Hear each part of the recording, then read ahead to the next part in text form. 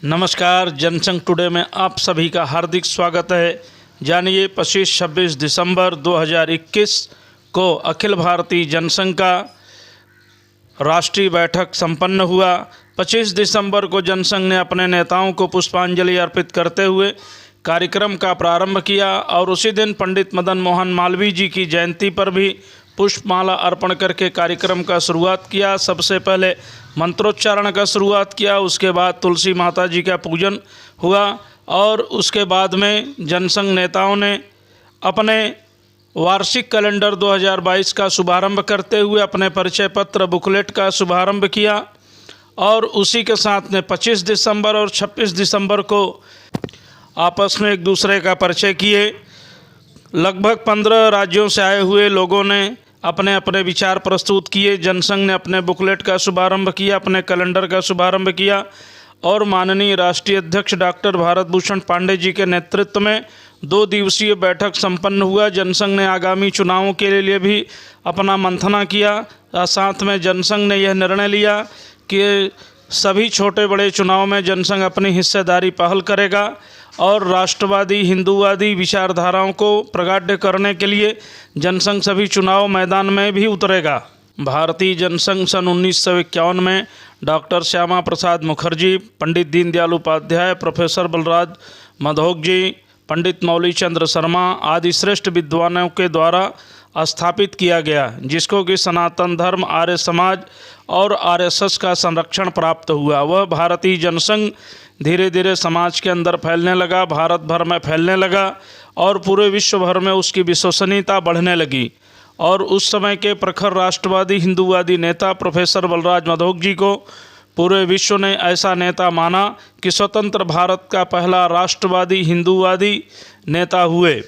और उनकी एक विशेषता यह बताई जाती रही कि स्वतंत्र भारत के पहले हिंदू हृदय सम्राट के रूप में लोगों ने उन्हें जाना और जनसंघ की दिशा और विधा निरंतर चलने लगी। बाद में समय कालांतर परिवर्तित होना शुरू हुआ और बहुत ही कठिनाई का दौर भी जनसंघ ने देखा। सन 1953 में डॉक्टर मुखर्जी जी का स्वर्गवास हो गया, उनका बलिदान हुआ। सन 68 में पंडित दीनदयाल उपाध्याय जी का शव मुगल सराय, जो कि आज का पंडित दीनदयाल उपाध्याय जनसंघ के नाम से जाना जाता है, वहाँ पर उनका शव मिला। कुछ समय के पश्चात जनसंघ के पूर्व अध्यक्ष डॉक्टर आचार्य रघुवीर जी का स्वर्गवास हो गया। ऐसे कड़ियों के साथ जनसंघ को कहीं न कहीं कमज़ोर होता गया और कमज़ोर होने के बावजूद भी जनसंघ का वह कदम कभी भी न तो डगमगाया न रुका। फिर समय एक ऐसा आया, इमरजेंसी का समय, सारी पार्टियां एकत्रित हुईं, कांग्रेस के खिलाफ उन्होंने चुनाव लड़ने का निर्णय लिया। लेकिन ऐसे समय में भी जनसंघ के संस्थापक सचिव प्रोफेसर बलराज मधोक जी ने निर्णय लिया कि जनसंघ को वहां पर जाने की आवश्यकता नहीं है, परंतु अन्य नेताओं के कहने पर जनसंघ उस समय शामिल तो जनता पार्टी में हुआ, परंतु जनता पार्टी टूटने के बाद जनसंघ ने फिर अपना कदम आगे बढ़ाया। परंतु जनसंघ के कुछ नेताओं को यह बात पसंद नहीं आई। फिर भी प्रोफेसर बलराज मधोक जी ने सन 1979 में दिल्ली में एक सभा बुलाया, जो कि उस समय जनसंघ के संस्थापना काल के समय से लोग जुड़े हुए थे, तथा अन्य जनसंघ के नेताओं को लेकर के सभा बुलाई और उसका नाम फिर से अखिल भारतीय जनसंघ के रूप में निबंधन कराया गया। वही निशान, वही विधान के द्वारा जनसंघ फिर से समाज के अंदर काम करना प्रारंभ कर दिया। सभी मिल रहे हैं।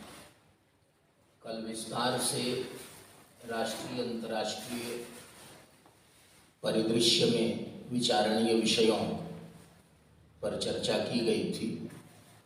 अब उन पर अत्यंत संक्षिप्त सारगर्भित शब्दों में प्रदेशों के प्रतिनिधि अपना मंतव्य डालेंगे, प्रकाशित करेंगे।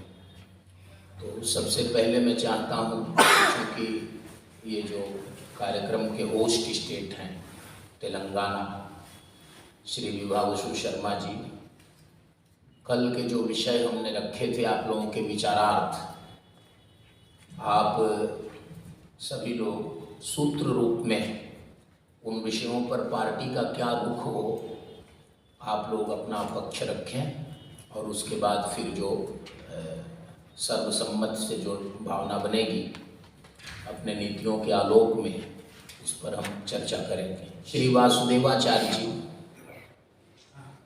क्योंकि अब ऐसा शुरू करते हैं कि दक्षिण उत्तर दोनों की सेतु हो जाए। वंदे मातरम। वंदे मातरम। भारत माता की जय। भारत माता की जय। अखिल भारतीय जनसंघ जय। राष्ट्रीय अध्यक्ष जी, सभा में उपस्थित सभी सहयोगी, संगठन को मजबूत करने वाले आधार के स्तंभ, हम सब अखिल भारतीय जनसंघ की नींव के पत्थर हैं। इसको कैसे आगे बढ़ाना है, इस दृष्टि से हम सब एकत्रित होकर अपना विचार विमर्श कर रहे हैं। किसी भी संगठन को सुदृढ़ करने के लिए, ठीक करने के लिए 4 चीज़ें आवश्यक होती हैं। एक है कार्यकर्ता, दूसरा है कार्यक्रम, तीसरा है कार्यालय, चौथा है कोष। हम पहले कार्यकर्ता निर्माण करें, हम सब मिलकर के अपने अपने क्षेत्र में 1 से शुरू करके 10 ऐसी एक टीम बनाएं और सप्ताह में, 15 दिन में, महीने में जब हमको उपयुक्त लगता है, जो हमारे पास समय है, वह समय लगा करके उन कार्यकर्ताओं के साथ बैठें। एक स्थान पर संभव नहीं है तो अलग अलग कार्यकर्ताओं के घर बैठ सकते हैं। बैठ करके 1 कप चाय पिएं और एक दूसरे का सुख दुख हालचाल पूछें और एक दूसरे के सुख दुख में सहयोग करें। जरूरत पड़ने पर उसके दरवाजे पर खड़े हों। इस प्रकार का एक सिस्टम आपस में हम लोग विकसित करें। होता क्या है कि हम सब रहते हुए भी कभी एक दूसरे के साथ क्या घटना हो रही है, क्या हो रहा है, इसकी जानकारी नहीं हो पाती। तो इसलिए आवश्यक है, जो भी हमारा कार्यकर्ता है, 2 है, 4 है, 5 है, जब हमको अनुकूल समय लगता है वो सब एक साथ बैठें, एक दूसरे का हालचाल जानें। श्री देश कुमार कौशिक जी हमारे बड़े जुझारू सहयोगी हैं और पार्टी को विभिन्न मोर्चों पर आपने लाभ पहुंचाया है, तो कौशिक जी के विचार हम सुने। आदरणीय माननीय अध्यक्ष महोदय तथा मेरे समस्त सहयोगी, जनसंघ के परिवारी सदस्य, आप सभी को नमन। आचार्य जी ने कल मीटिंग में रखा था, विषय रखा था देश के चिंतन के विषय, जनसंघ का चिंतन, और जैसा का छापा पत्र। चिंतन में जो हमारी मूल समस्याएं, जो कल उन्होंने 10 सूत्री कार्यक्रम जो बताया था, सबसे बड़ी हमारी थी शिक्षा की पद्धति। शिक्षा का आज व्यवसायीकरण, स्वास्थ्य का व्यवसायीकरण, जो मौलिक सुविधाएं हैं जो हम जनता को फ्री में दी जानी चाहिए सरकार की ओर से, तो जब हम व्यवसायीकरण कर देंगे तो बड़ा शंकराचार्य का मैं सुन रहा था कि जब शिक्षा महंगी करके शिक्षा बच्चों को हम स्कूल में लेने जाते हैं, वो 50,000, 1 लाख, 2 लाख रुपए दे के डोनेशन देते फिर हम एडमिशन कराते हैं। बच्चा पास होके आता है, फिर उसको MBBS करेगा, इंजीनियर करेगा, कुछ भी बनेगा, तो कितना उसका 50 लाख, 60 लाख, 1 करोड़, फिर सरकार जाके वहाँ अधिकार बनता है, कुछ भी बनता है, तो पहले अपना पैसा निकालेगा। तो जो शिक्षा का व्यवसायीकरण हो रहा है वो हम उसके खिलाफ है। मेरा जो व्यक्तिगत मत है, शिक्षा का व्यवसाय करने, क्योंकि एक मौलिक शिक्षा का अधिकार होता है जो दिया है संविधान में, हमें शिक्षा मुफ्त में और उच्च कोटि की शिक्षा, क्योंकि आज सरकारी स्कूलों में कोई भी सरकारी अफसर अपने बच्चे नहीं पढ़ाना चाहता। सभी लोग प्राइवेट स्कूल में, कॉन्वेंट स्कूल भेजते हैं, लेकिन हम लोग सरकारी स्कूल के नाम पर लूट है 65,000, 80,000, 1 लाख रुपए शिक्षित और शिक्षा मित्र जो राजनीति के कारण जो आजकल कर रहे हैं, तो शिक्षा का बिल्कुल बेड़ा गर्क कर दिया भारत की संस्कृति का, उसकी ओर मेरा ध्यान आकर्षित है। बहुत बढ़िया। और कम समय में कौशिक जी ने प्रैक्टिकल बातें बहुत अच्छी बताई हैं, लेकिन समय बहुत ज़्यादा हो रहा है और कम समय में, क्योंकि पब्लिक मीटिंग भी बाद में होनी है और सब यहाँ समय से चलना है, तो अब मैं डॉक्टर रवि श्रीवास जी से, उनको भी निकलना है, तो उनसे आग्रह करता हूं कि आप अपने हाँ हाँ 2 मिनट आप बैठ जाएं, ये औपचारिकता हो जाए। हाँ बोलिए। ये तमिलनाडु स्टेट की ओर से हमारे पेरुमल जी, डॉक्टर शंभू कृष्णन जी के नेतृत्व में हमारे राष्ट्रीय सचिव श्री वी.के. रमना रेड्डी जी और श्री देश कुमार कौशिक जी जो राष्ट्रीय कार्यालय प्रभारी हैं, किसान प्रभारी हैं, उनका अभिनंदन कर रहे हैं। और ये बड़ा अच्छा है, श्रीमद् भगवद गीता का वचन है। हाँ आइए, हमारे वरिष्ठ उपाध्यक्ष श्री सुधाकर चौधरी जी का भी अभिनंदन हो रहा है तमिलनाडु स्टेट की ओर से। श्रीमद् भगवद गीता का वचन है परस्परम भावयन्तः, एक दूसरे का सम्मान करें, एक दूसरे की भावना से भावित रहें, तो ये देवताओं का लक्षण है। और इसमें हमारी दक्षिण भारत की यूनिट जो है, हाँ हाँ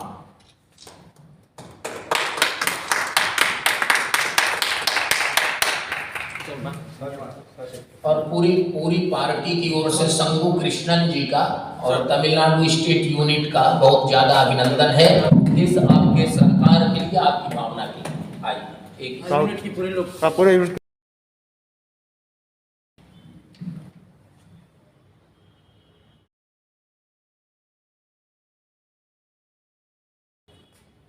और सबका सभी लोग कर रहे हैं, इसलिए पार्टी में ये इतना सुंदर कॉपरेशन कहीं और नहीं हो सकता। मुझे न एक पैसे की चिंता हुई, न एक बात की चिंता हुई, और सारा कार्यक्रम हमारा सुव्यवस्थित हो रहा है। बहुत प्रसन्नता की बात है, ये बहुत अच्छे सिग्नल हैं, अच्छे संकेत हैं। अब इन विषयों पर हम अपने कार्यकर्ताओं का मत लें, फिर जो कहना होगा, चूँकि समय कम बच रहा है, तो सारगर्भित शब्दों में डॉक्टर रवि श्रीवास्तव जी। आदरणीय आचार्य महोदय और जनसंघ के उद्देश्य को प्राप्त करने के लिए सारे विभिन्न प्रांतों से आए हुए मेरे साथ हैं। किसी भी राजनीतिक पार्टी को के लिए 3 चीजें बहुत महत्वपूर्ण है। पहला, संगठन। संगठन क्या है? संगठन का मतलब क्या है? संगठन का मतलब है कार्यकर्ताओं का विस्तार। दूसरा है सत्ता प्राप्ति। सत्ता प्राप्ति क्यों? क्योंकि सत्ता प्राप्ति के माध्यम से हम अपने लक्ष्य को प्राप्त करते हैं। तो संगठन जरूरी है, सत्ता प्राप्ति जरूरी है, और तीसरा जो है वह है विचारधारा। विचारधारा के माध्यम से हम सत्ता प्राप्त करके अपने विचारधाराओं को लोगों तक पहुंचाना, यह हमारा उद्देश्य है। मैं संगठन और सत्ता के लिए ही मैं बात करूंगा।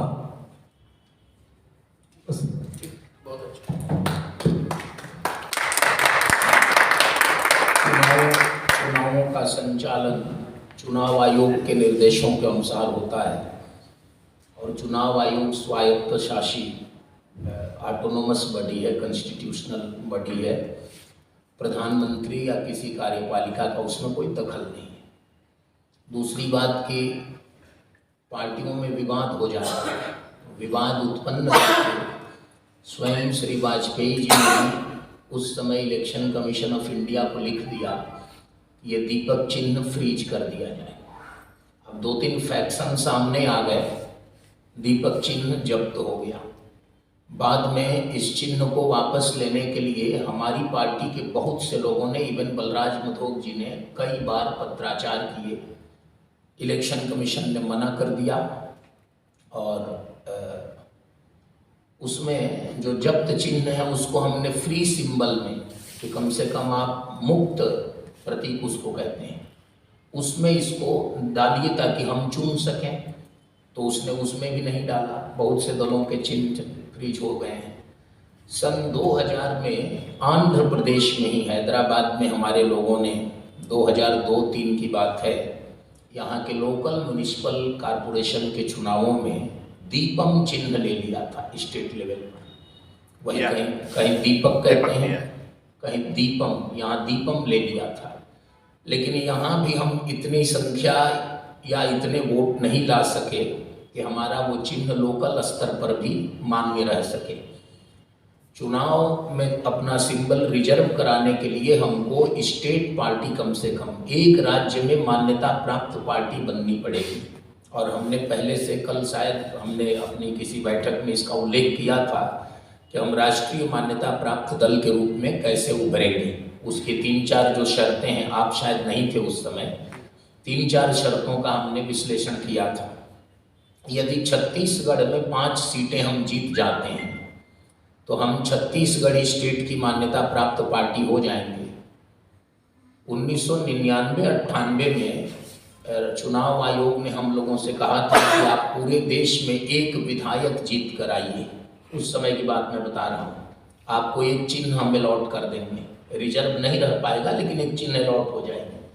हम एक विधायक नहीं जीत सके। उस समय काफ़ी लोग लड़ते थे, ये नहीं है कि लड़ने वाले कम थे। उसके बाद आज तक हम नहीं जीत सके, सच्चाई यही है। तो यदि छत्तीसगढ़ में उस दृष्टि से विधानसभा की सीटों की संख्या से छोटा स्टेट है तो 4-5 विधायक हमारे जीत जाएंगे तो हम स्टेट पार्टी हो जाएंगे और हमारा चिन्ह अलॉट हो जाएगा। यदि यह दीपक नहीं मिलेगा तो किसी न किसी तरह से चिन्ह परिवर्तित करके हम दीपक ही मिलेंगे दूसरा, और उसको हम रख सकते हैं। फिर उसका उपयोग पूरे देश में कर सकते हैं। एक स्टेट पार्टी की मान्यता हो जाने पर भी उसका उपयोग पूरे देश में किया जा सकता है। तो ये स्थिति है और इसके लिए हम लोग लगे हैं। रह गई बात कि मेरा आशय यही था, 200, 250 विधानसभा क्षेत्र बताने का मतलब था 50 लोकसभा क्षेत्र हमने मिनिमम कहा है, 70 अधिकतम कहा है। उसमें 10-12 राज्यों को जोड़ना है। एक ही राज्य से हम 200 सीट पर ले लेंगे, काम नहीं चलेगा, और उतनी संख्या में हम व्यापक हो भी नहीं सकते। लेकिन हर छोटे बड़े राज्यों से 2-4, 10-5 ऐसे विधायकों की संख्या हम तैयार कर सकते हैं लड़ने वालों की। ये एक आसान है।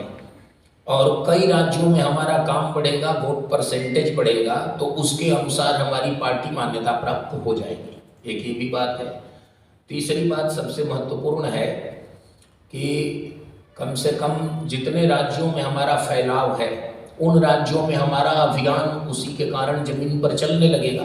जमीन पर आंदोलन नहीं चलेगा तो काम होगा नहीं, तो उसकी तैयारी होगी। अब मान लीजिए एक लोकसभा क्षेत्र में 6 सीटें होती हैं कम से कम, कहीं 7 भी हैं, कहीं मान लीजिए 5 भी हैं, 6 हैं औसत। तो यदि 50 लोकसभा के हम सीट तय करते हैं पूरे देश में और 4 विधानसभाओं में यदि हम बढ़त बनाने की कोशिश करते हैं तो 200 जीतने की स्थिति में हम होंगे। 250-300 उसी में। तो विधानसभाएं अलग से चिन्हित न करके पूरे देश में विभिन्न राज्यों से 50 लोकसभा क्षेत्रों को हम चिन्हित करें और उसमें हम अपना काम शुरू करें। और काम शुरू बिना साप्ताहिक बैठक के, बिना मासिक एकत्रीकरण के, बिना सभा के, बिना संगोष्ठी के और बिना धरना प्रदर्शन के नहीं होगा। राजनीतिक काम राजनीतिक ढंग से होता है। और हम इसमें जो भाषण कौशिक जी ने दिया वो सारा भाषण हम किसी धरना पर बैठ कर दें तो बहुत कामयाब होगा। वो धरना पर बैठने का है। लेकिन यदि हम कहीं धरना पर नहीं बैठेंगे तो वो उस भाषण का कोई अर्थ नहीं होगा, क्योंकि यहाँ तो सब दुखी लोग ही हैं, एक दूसरे का दुखड़ा सुनाएंगे। और जब हम चौराहे पर बोलेंगे तो सरकार भी सुनने के लिए बाध्य होगी, मीडिया भी सुनेगी और उसका लाभ होगा। तो धरना प्रदर्शन होना चाहिए। अभियान नहीं चलेगा, आंदोलन नहीं चलेगा तो पॉलिटिकल पार्टी होने का कोई मतलब नहीं है। पॉलिटिकल पार्टी का मतलब कि हमारी पॉलिटिकल कैंपेन चले। कौशिक जी ने अपने भाषण में कहा है, उसको मैं केवल चूंकि अध्यक्षता कर रहा हूँ, ऑन रिकॉर्ड है, सुधार देता हूँ। उन्होंने कहा कि इतने सांसद अपराधी हैं, उसमें केवल इतना सुधारना है कि आपराधिक पृष्ठभूमि के हैं। जब कन्विक्टेड हो जाएंगे, दोष सिद्ध अपराधी हो जाएंगे तो वो सांसद नहीं रह सकते। 2 साल की सजा जिसकी हो जाएगी उसको संसद से इस्तीफा देना पड़ेगा, विधानसभाओं से। तो हम लोगों को इसमें ये ध्यान रखना है कि वो आपराधिक प्रवृत्ति के हो सकते हैं, आपराधिक पृष्ठभूमि के हो सकते हैं, या आपराधिक आरोप उन पर है। बाकी उनका ट्रायल कोर्ट कर रहा है तो वो एक अलग विषय है। जो उन्होंने कहा वो बात सही है, लेकिन उसको टेक्निकली कहना ऐसे ही है, यही रास्ता है। क्योंकि दूसरा कोई जीत भी नहीं सकता। ये भी बात पब्लिक स्वयं सोचती है कि विनेबल कौन है, और विनेबिलिटी के चक्कर में ये मामले हैं। समय बचाते हुए मैं senior leader M Sudhakar Chaudhary ji, जो आंध्र प्रदेश के बहुत दिनों तक अध्यक्ष हैं, इस समय वाइस प्रेसिडेंट हैं राष्ट्रीय स्तर पर और बहुत अच्छे विचारक भी हैं, उनको मैं आमंत्रित करता हूं कि वो अपने विचार रखें। 12 बजे बैठक पूरी भी करनी है, 12 सवा 12 में, तो जल्दी जल्दी सब लोगों को हम सुनेंगे। I don't talk more naturally. I used to do my work more. I used to tell many of my people, don't talk more, work more. Like that is my principle since from boyhood. What I believe, first Guru, my mother, father. First I respect my mother, father. Then I learned in education. So I have become a disciplined soldier. Instead of telling a citizen, I have become a disciplined soldier through RSS. Because I have taken all the Shikshanas up to Tritiya Varsha. Then society is the next guru. The fourth guru is society. I learned from so many things from the society. तो इसलिए आपको भी शंभू कृष्णन जी भी बोलेंगे, श्री प्रमोद सोती जी। आदरणीय अध्यक्ष महोदय डॉक्टर भूषण पांडे जी और साथियों, आप सभी का अखिल भारतीय जनसंघ के इस अधिवेशन में दूसरे दिन इस विचार गोष्ठी में हार्दिक अभिनंदन, अभिवादन और स्वागत। कल बहुत सारी बातें हो चुकी थी। पिछले लगभग 2 वर्ष हमने कोरोना काल में बिता दिए और हम सब अम्मू बने रहे, और उस बीच में हम आचार्य जी ने भी जैसा कल बताया था कि हम दिसंबर जनवरी में दिल्ली में मिले थे। दिल्ली का अधिवेशन दिल्ली प्रदेश अध्यक्ष देश कुमार कौशिक जी की अध्यक्षता में बहुत सफलतापूर्वक आयोजित किया गया था। उनकी टीम के सभी सदस्यों ने उसमें सक्रिय भागीदारी निभाई और उसको सफल बनाने में बहुत प्रयास किया। मैं ये पूछ रहा था कि आप लोग मुझे क्यों सुने? मेरी ये हस्ती ठीक क्या है? ये सही बात है। पहले मैं अपनी हस्ती बनाऊं, तब जाके मेरे वर्कर्स सुनेंगे। बड़ी बड़ी बात मैं कर सकता हूं और इम्प्रेसिव स्पीच दे सकता हूं, लेकिन जो ज्ञानी है, जो सब वहां बैठे हैं बोलेंगे बात करता है क्या ये, कौन है? तो इसके लिए सबसे पहले मैं अपनी पहचान बनाऊं, अपना काम करूं और अपनी डिग्निटी के साथ काम करूं, ताकि जो भी लोग मेरे से जुड़े वो चाहें कि मैं वो मुझे अपना आदर्श बनाए। जैसे हम आचार्य जी की तरफ जब सुनते हैं तो एक तरह से जोश आ जाता है। मैं कल पहली बार उनको सुना पर्सनली, लेकिन शास्त्री जी मुझे अपडेट देते रहते हैं और वो स्पीच आपका मुझे भेजते रहते हैं, तो मैं सुनता हूँ। तो मैं ये मतलब कि क्या शख्सियत है, कितने पावर है, कितने अच्छे तरह से एनलाइटन करते हैं। तो मेरा लक्ष्य उस तरफ रहेगा कि मैं जहाँ पे भी खड़ा रहूँ, लोग मुझे इज्जत से, सम्मान से, एक पॉजिटिव अप्रोच और पॉजिटिव एटीट्यूड का इंसान देखें। ये तो सत्य है आदरणीय अध्यक्ष महोदय। समस्त हमारे वरिष्ठ फोटो सबका ले लीजिए। मुझे स्टेज पर बोलने का इतना अनुभव नहीं है, कम बोलता हूँ। चिकित्सा क्षेत्र में तो मैं जान सकता हूँ, लेकिन इस क्षेत्र में मुझे बोलने का थोड़ा कम हुआ है। मैं क्षमा चाहता हूँ अगर मेरी बात मैं कहीं किसी को बुरे लगे, मैं उससे पहले क्षमा मांगता हूँ। मैं जनसंघ से 1964 से जुड़ा हूँ।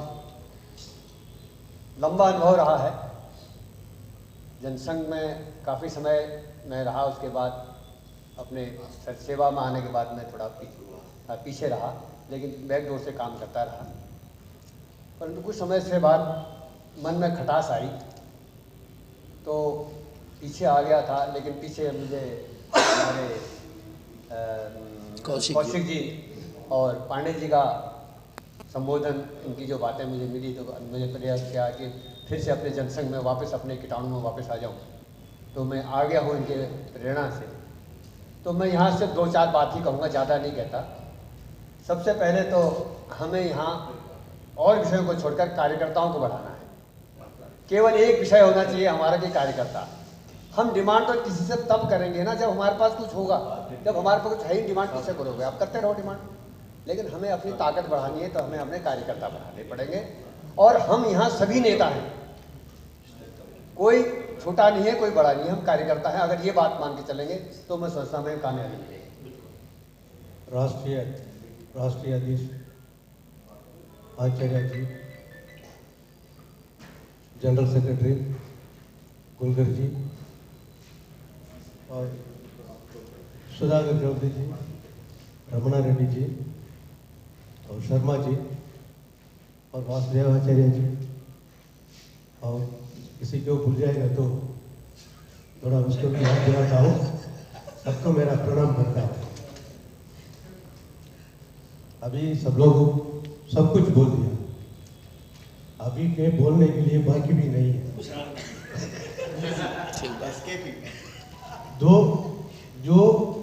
जो भी मीटिंग में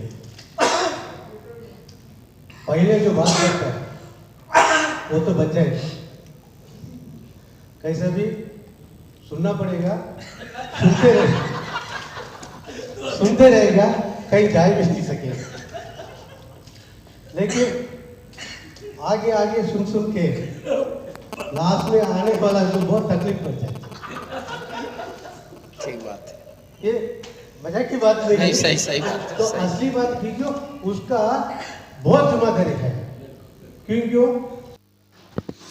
भारतीय जनसंघ एक सामाजिक और राजनैतिक हिंदूवादी दल है जिसकी की विचारधारा जानने के लिए जनसंघ टुडे पर आप बने रहिए। जनसंघ टुडे को देखते रहिए। जनसंघ टुडे को लाइक कीजिए, सब्सक्राइब कीजिए, जिससे कि जनसंघ से जुड़ी खबर आपको प्राप्त होता रहे।